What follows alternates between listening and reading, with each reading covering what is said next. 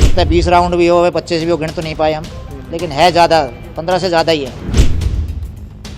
पता लगा कि दो या तीन, दो तो है ही हैं, तीसरा इधर उधर दाएं बाएं खड़ा है, कोई मोटरसाइकिल पे आए हैं और भाई बाहर से करते आ रहे हो, सीसीटीवी में दिख रहा है, वो पुलिस ले गई है, हमने पुलिस को खबर कर दिया। हरियाणा के गुरुग्राम सेक्टर 56 की ये वही कोठी है जिस पर ताबड़तोड़ गोलियां चली हैं। कोठी यूट्यूबर एल्विश यादव की है, जो हमले के वक्त घर पर मौजूद नहीं थे।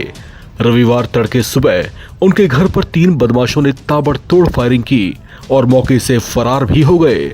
गोलियों के निशान इनके घर की दीवारों और दरवाजों पर साफ देखे जा सकते हैं। फायरिंग की आवाज सुनकर भीतर सो रहे एल्विश यादव के परिवार के लोग जाग गए और दहशत से भर गए। एल्विश यादव के पिता राम अवतार यादव ने घटना की सूचना पुलिस को दी, जिसके बाद पुलिस मौके पर पहुंची। जब सीसीटीवी को खंगाला गया तो पता चला कि 3 बदमाश थे, जिनमें से 2 उनके घर पर गोलियां बरसा रहे थे। इस मामले में अब एक बड़ा खुलासा ये हुआ है कि ये हमला भाऊ गैंग ने करवाया था। मीडिया रिपोर्ट्स के मुताबिक भाऊ गैंग ने सोशल मीडिया पर इस हमले की जिम्मेदारी ली है। जो पोस्ट कथित तौर से भाऊ गैंग की ओर से की गई है, उसमें लिखा है कि एल्विश यादव ने बैटिंग ऐप को प्रमोट कर कई घरों को बर्बाद किया है। फायरिंग की जिम्मेदारी भाऊ गैंग के गैंगस्टर नीरज फरीदपुर और भाऊ रितोलिया ने ली है। एल्विश के पिता ने बताया कि बदमाशों ने 15 राउंड से ज्यादा फायरिंग की थी। थोड़ा लगा अंदेशा आवाज सी आई, जैसे भी सुबह सुबह 5:30 के लगभग, तो हमने देखा तब बाहर आके, तो यहाँ पे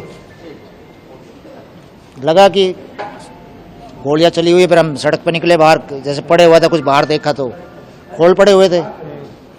फिर तुरंत हमने सीसीटीवी देखा अपना, क्या हुआ है, क्योंकि पता लगा कि दो या तीन, दो तो है ही हैं, तीसरा इधर उधर दाएं बाएं खड़ा है, कोई मोटरसाइकिल पे आए हैं और भाई बाहर से करते आ रहे हो, सीसीटीवी में दिख रहा है, वो पुलिस ले गई है, हमने पुलिस को खबर कर दिया।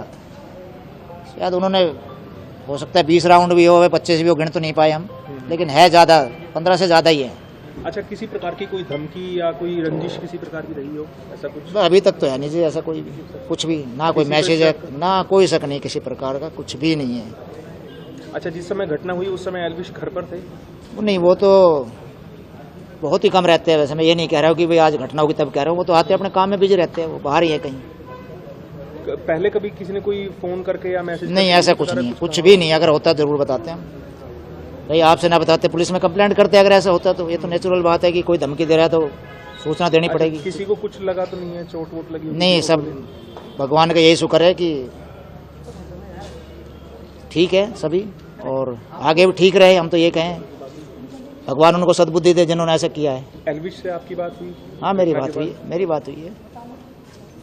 ठीक है, वो कह रहा है, वो तो बाहर काफ़ी दूर है, वो काम से, इसलिए मैं देख रहा हूँ यहाँ पे। जो भी यही था कि भाई पुलिस वालों को कहो, आप इन्फॉर्मेशन दे ही दी थी हमने, सारी टीमें आ गई, सारे अच्छी जांच कर रही है गुड़गांव पुलिस, और कई टीमें आई थी शायद, मुझे तो पता नहीं कौन कौन सी थी, लेकिन अच्छा है वो सैंपल वगैरह लेगी है और ठीक ही हो जाएगा सब कुछ। तो सुरक्षा की मांग करते हैं कि सुरक्षा दी जाए? और देखो जी, मांग और इस चीज़ की तो ये तो एक नेचुरल सी बात है कि डर तो लग ही रहा है।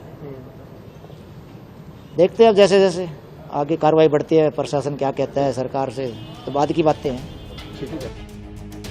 इस घटना के बाद इलाके में दहशत का माहौल है। पुलिस टीम मामले की छानबीन में जुट गई है। हमलावर कौन है उनके बारे में अब तक कोई सुराग नहीं मिल पाया है, लेकिन अब इतना जरूर साफ हो गया है कि वे भाऊ गैंग के ही बदमाश थे। एल्विश के पिता ने बताया कि उन्हें या उनके परिवार के किसी भी सदस्य को पहले कोई धमकी नहीं दी गई थी। हालांकि पुलिस इस मामले की हर एंगल से जांच कर रही है। उम्मीद जताई जा रही है कि हमलावर जल्दी ही पकड़ लिए जाएंगे। इस खबर में फिलहाल इतना ही। बाकी अपडेट्स के लिए आप बने रहें